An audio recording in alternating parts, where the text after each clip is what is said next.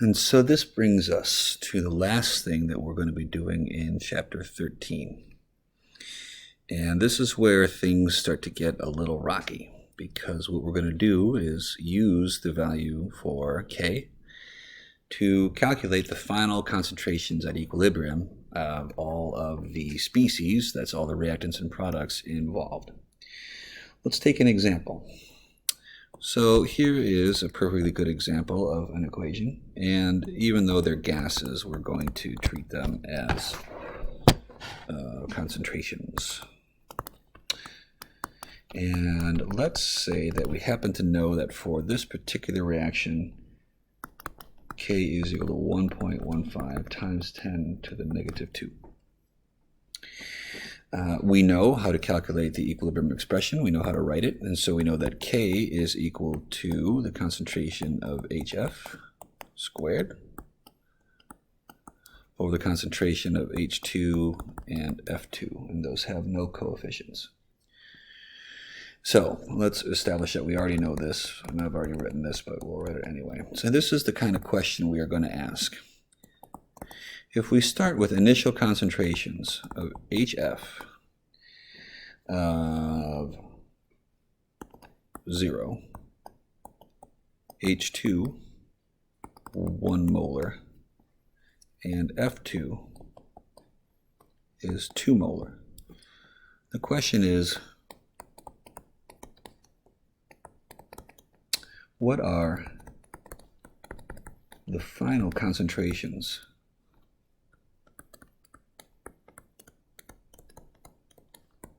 at equilibrium? All right, so here's the first thing that we're going to say to ourselves. Which way is the reaction going to run? And we know that this is the balanced equation. But if we start here with these individual initial concentrations, this initial concentration of HF is 0, and K is 1.15 times 10 to the 2. That means 115. That means that the reaction favors the products. So it has to run towards the products. It has to run to the right. Okay? It has to make HF because it can't start with 0. So we're going to set up what's called an ICE table. An ICE table stands for initial, change, equilibrium. Here's how it's going to look.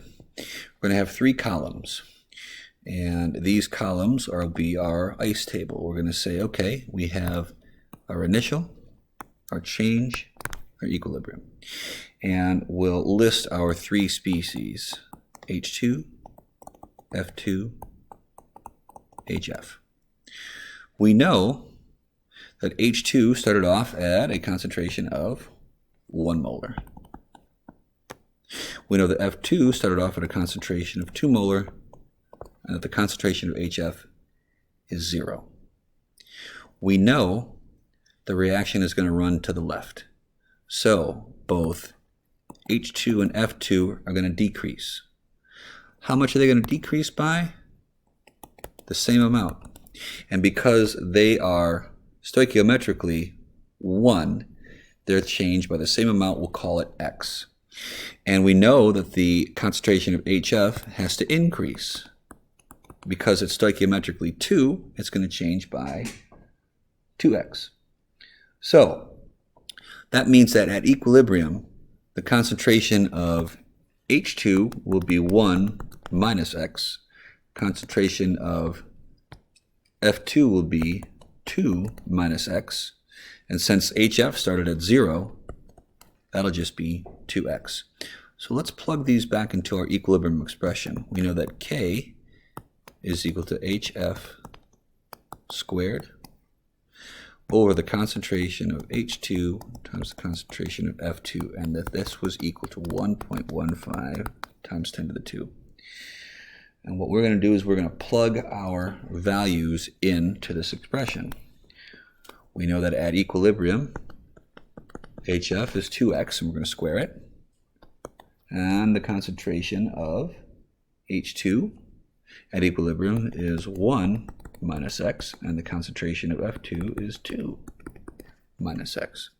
So here's what this looks like when we express all this out. Now, you guys have all had this before in algebra, so it shouldn't be that big a deal. When we express this all out, we get 4x squared on the top, and then expressing the bottom, we get 2 minus 2.0x minus 1.0x plus x squared. So if I want to solve for x squared, and this is all equal to 1.15 times 10 to the 2. So expressing all of this out, I want to solve for x. And when I do this, 4x squared equals 1.15 times 10 to the 2. And I'm going to combine these two. So now what I have is 2 minus 3.0x plus x squared equals 4x2. We already had that. Okay? So expressing all this out and solving for 4x2, we get 4x squared, we get 2.3 times 10 to the 2 minus 3.45 times 10 to the 2 x plus 1.15 times 10 to the 2 x squared equals 4x squared. So when I solve, look what I get. We're going to subtract 4x squared from both sides to make this equal to 0. And what we get is 230, that's this guy, minus 345x, that's this guy,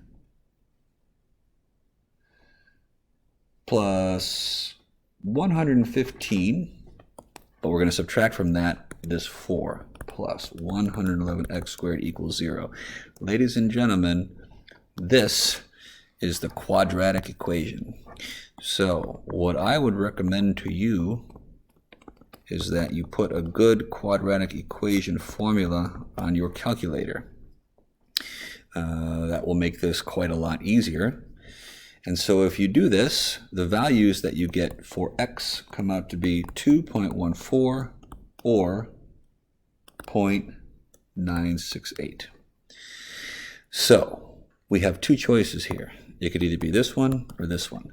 Problem is, it can't be this one because that would make our starting concentration of these guys negative, and you can't have that. So that means we're going to pick this.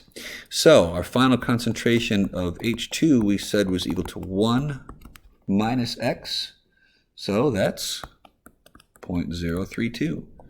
Our final concentration of F2 is equal to 2 minus x, and that's 1.032.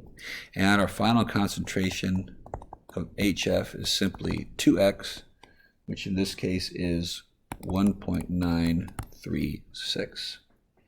Okay, so be careful. First thing you should do is get a good quadratic equation on your calculator and take this for a spin. Now, not all of these are going to require the quadratic, but a few of them will, so be ready. Okay, so I'm probably going to throw another example at you, but for right now, let's try this one.